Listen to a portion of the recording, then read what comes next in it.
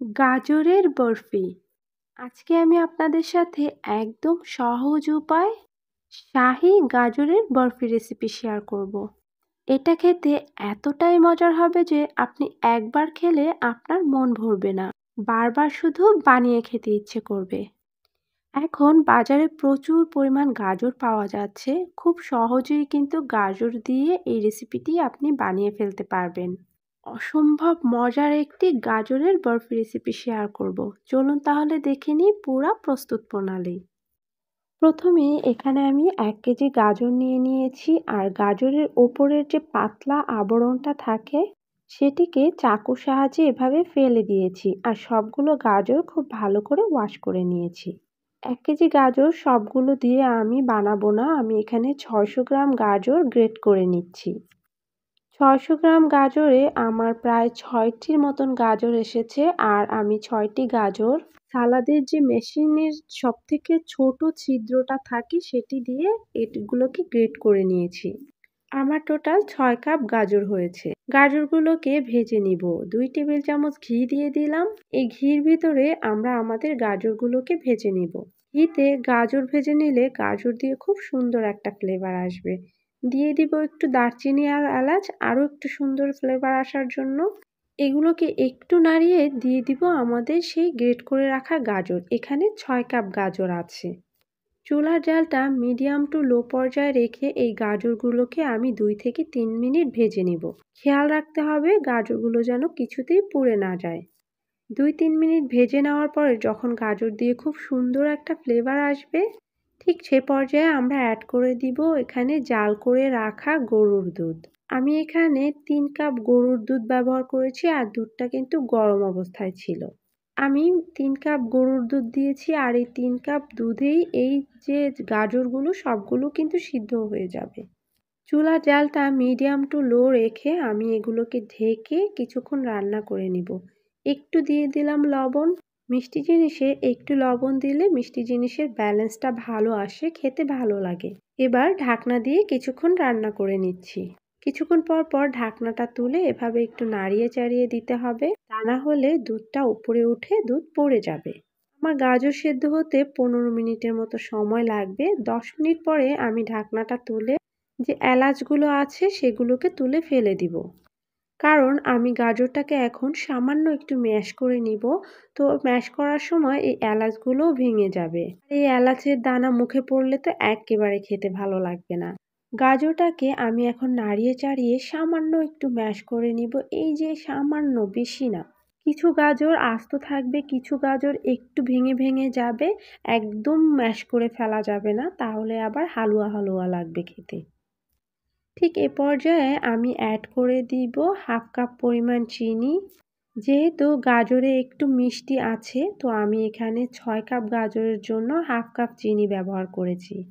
এই ডেজার্টে কিন্তু মিষ্টি বেশি ব্যবহার করা যাবে না, তাহলে কিন্তু খেতে একদমই ভালো লাগবে না।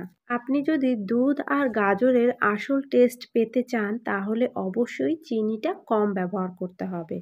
এবার আমরা এই গাজরটিকে আরও কিছুটা সময় ধরে রান্না করে নিব। গাজরটা পুরোপুরি সিদ্ধ হয়ে যাবে এবং এই দুধটাও কিছুটা টেনে আসা পর্যন্ত অপেক্ষা করছি।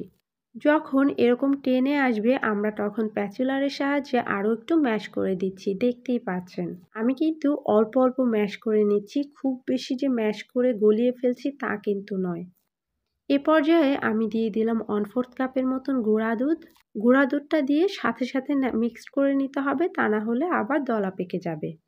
গুঁড়া দুধটা দিলে এই ডেজার্টটা খেতে অনেক বেশি মজা লাগবে এবং তার সাথে গাজরটাতেও একটা আঠালো ভাব সৃষ্টি হবে, এটা কিনা পরবর্তীতে আমাদের বরফিটাকে সেট করতে অনেকটাই সহযোগিতা করবে।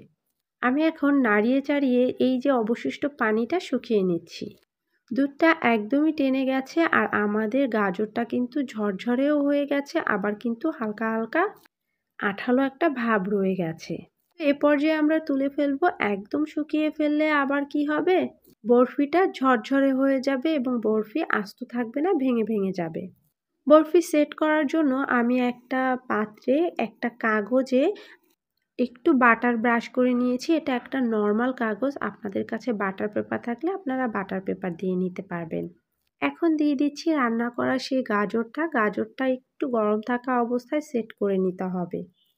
একটি প্যাচুলারের সাহায্যে আমি একটু চেপে চেপে গাজরটাকে খুব ভালোভাবে সেট করে নিচ্ছি।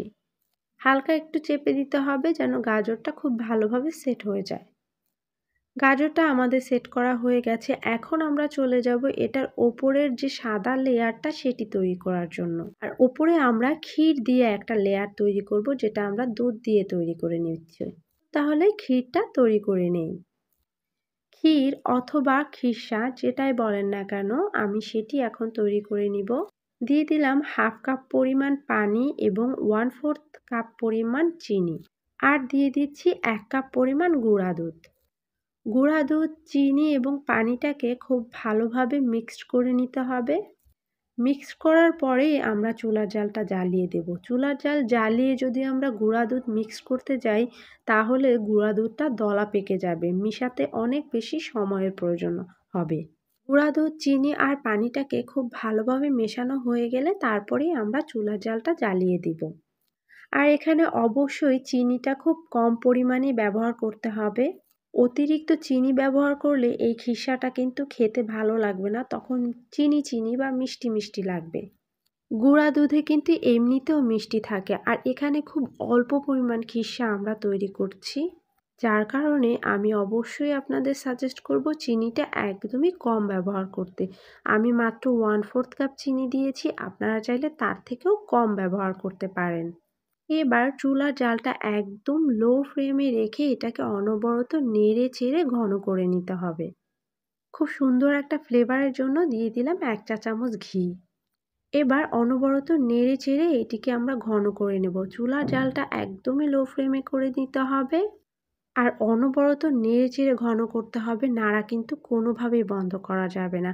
একটু অমনোযোগী হলে অথবা নাড়া বন্ধ করে দিলে নিচে লেগে যাবে অথবা দলা দলা হয়ে যাবে। তো এই কাজটা একটু সাবধানে করতে হবে, আর খুব দ্রুত নাড়াচাড়া করে এই কাজটিকে করে নিতে হবে। খিসাটা অনেকটাই ঘন হয়ে আসছে, আর একটু ঘন হলে আমরা তুলে ফেলবো।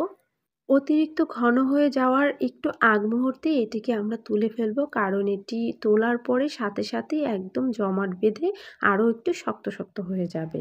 একটু ঘন হলেই আমরা তুলে ফেলবো। দেখতেই পাচ্ছেন আমার এটা কিন্তু একদমই ঘন হয়ে গেছে। এখন তুলে ফেলছি। খিসাটা গরম থাকা অবস্থাতেই এই গাজরের উপরে দিয়ে দিতে হবে। ঠান্ডা হলে এটা কিন্তু জমাট বেঁধে যাবে। দেখতেই পাচ্ছেন আমি মাত্রই চুলা থেকে নামিয়ে নিয়েছি, আর এটা অলরেডি ঘন একদম থকথকে হয়ে গেছে। তো এ পর্যায়ে আমরা প্যাচুলারের সাহায্যে এটিকে চারিদিকে ছড়িয়ে দিব, আর প্রথম পর্যায়ে এটা বেশ আঠালো থাকে, প্যাচুলারের সাথে একদম লেগে লেগে যাবে। একটু ছড়িয়ে দিয়ে এরপরে আমরা প্যাচুলারে একটু ঘি ব্রাশ করে তারপরে ছড়িয়ে দিব, তাহলে আর ওপরে এরকম করে লেগে লেগে যাবে না।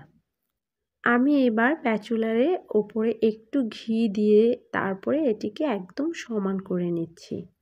দেখতেই পাচ্ছেন এখন কিন্তু আর প্যাচুলারের গায়ে এটি লেগে আসতেছে না। তো আপনারাও এরকম একটু ঘি ব্রাশ করে তারপরে এটিকে প্লেন করে নেবেন, তাহলে আর প্রবলেম হবে না। ঘি ব্রাশ করা হয়ে গেছে। এবার আমি উপরে একটু কাজু বাদাম আর পেস্তা বাদাম দিয়ে দিচ্ছি। কাজু বাদাম আর পেস্তা বাদামটা দেওয়ার পরে একটু হাত দিয়ে চেপে চেপে এটিকে একটু সেট করে নিব। এই রেসিপিতে আমি আপনাদেরকে সাজেস্ট করব অবশ্যই ঘি ব্যবহার করবেন, তেল ব্যবহার করবেন না, আর চিনির পরিমাণটা একটু কম ব্যবহার করবেন। তাহলে আপনি গাজর আর দুধের যে আসল টেস্ট সেটি পাবেন। এবার এটিকে আমরা 3 থেকে 4 ঘন্টার জন্য ফ্রিজে সেট হতে রেখে দিব। আমি মাত্র 1 ঘন্টা ফ্রিজে রেখেই চলে এসেছি আপনাদের দেখানোর জন্য। আমার আর অপেক্ষা করতে ইচ্ছা করছিল না, তাই নিয়ে এসেছি। আমি যেহেতু 1 ঘন্টা পর নিয়ে এসেছি, তাই আমাদের বরফিটা একটু নরম নরম ভাব রয়ে গেছে। আপনারা এটিকে 3 থেকে 4 ঘন্টা ফ্রিজে রাখলে একদম সেট হয়ে যাবে। আমাদের গাজরের বরফি একদম রেডি। আমার আজকের রেসিপিটি আপনাদের কাছে কেমন লেগেছে অবশ্যই কমেন্ট করে জানাবেন। আশা করি আমার আজকের এই রেসিপিটি আপনাদের সবার কাছে অনেক বেশি ভালো লাগবে। আজকে তাহলে বিদায় নিচ্ছি। দেখা হবে পরবর্তী নতুন কোনো রেসিপিতে। আল্লাহ হাফেজ।